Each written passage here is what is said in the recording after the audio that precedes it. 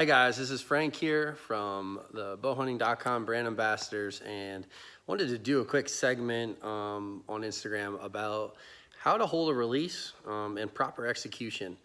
I run an archery training center here in Orwigsburg, Pennsylvania, and I work with a ton of kids. The kids teaching new shooters, specifically young competitors, you learn to simplify the proper mechanics of executing the release.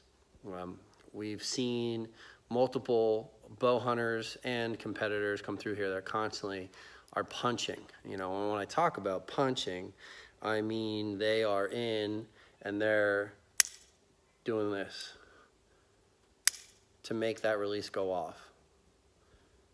Pins on, punch. Or they do the sneak up. They sneak up. As soon as they touch it, it's gone. And that's not proper release technique at all. That is sometimes an indicator, though, of how the bow fits the shooter, and that it's the body and the mind saying, this doesn't feel good, you got to get rid of the arrow. So the practice or the mechanics that we teach a new shooter, and to get the smoothest, most consistent, repeatable results is a flat hand with the thumb engaged and in contact with the thumb button. So when I say flat hand, what I mean by a flat hand is the knuckles, the flats of the knuckles would be parallel to the target this way. So you see how my hand and my forearm are all nice and flat, and the flats of my knuckles, the straight bones between the first and second knuckle in your hand are flat, as in parallel to the target. So if this is a target face, and everything is relaxed. So my full draw position is flat and relaxed right here. Thumb is actually in contact, and it's in the crux back in that first knuckle of the thumb. Again, flat, hand relaxed. The idea being that all of these muscles through your fingers, back of your hand, and into your forearm are as relaxed as possible. You're just attached to the release. The motion or the mechanism that actually makes it go off looks at something like this. Okay. So the idea behind the way that the release is supposed to go off is when you have your hand, now let's say we're looking at the underside of an anchored release. The idea being that you're sitting, you're full draw, you're at anchor, and your thumb is in contact. And if you see, my thumb is in contact, and I actually don't have a lot of pressure, and that's indicated by the color in my thumb here. You see there's not a lot of pressure there, but I am in solid contact. But what happens is when I relax my hand and mimic the movement of pulling with my back, see that slight movement? That makes it go off. And this release is actually set relatively strong for a release, because at the back wall, the shooter is able to comfortably get that thumb wrapped around.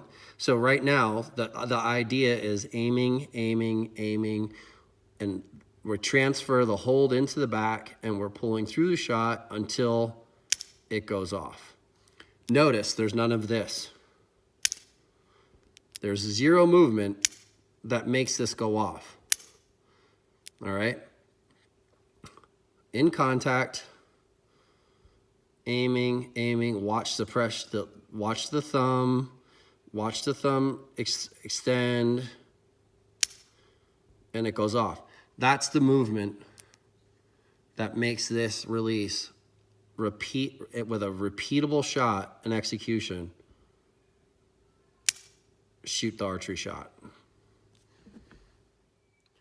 So I know that that's something that might be a little new or something that people don't picture. With that idea being, so our proper anchor point, when we do draw back, we don't want our head to move. And when we hit our anchor point, these two knuckles, so the knuckles between the index and middle finger, split the jawline. That jawline split should be probably somewhere between the knuckle on the back of the jaw, so that angle to maybe mid-jaw, somewhere in there. With the anchor being in that position, you won't know where that exact position is, because it may vary for everyone, because it depends on where their alignment is at full draw and where the tip of the elbow is at full draw. That tip of the elbow of this release hand elbow should be in line with the arrow. That's the goal. That's where you want it to that's the ideal position for the most repeatable shot. So when you draw back, when we go from here, raise to draw, and you hit that anchor, aim, and the transfer to hold, I'm in contact there. When I'm drawing, obviously I'm not drawing with my thumb on it, so it's really a draw back, anchor, engage the thumb button, aim, pull, till it goes off. I hope this helps somebody. I've been meaning to post this video. We have a few people on the bowhunting.com brand ambassador team that, I watch, and I see a lot of this into, and when you see these knuckles are really far in, that means I got pressure. I got a lot of tension in that release hand here. We shouldn't have a fist when we're shooting. What's going to be more repeatable? A relaxed, straight hand, no tension whatsoever, or do I have to rely on all of these muscles to have the same reaction on every shot? What's going to be more repeatable? Being relaxed and engaged, flat hand. Knuckles are just hooks. They're just hooks. So you're hooked onto that release so that you are in this position versus being really far and deep in. That happens most often because we're drawing too much weight, or we really feel like we gotta get into it in order to get this thing back, because we're drawing 70 or 72 pounds or whatever that high weight is for us. So I hope this helps somebody out. Good luck to you this season, as I guess we got like some elk and antelope season open right now. And then everybody, be safe out there. And last but not least, bow hunt or die.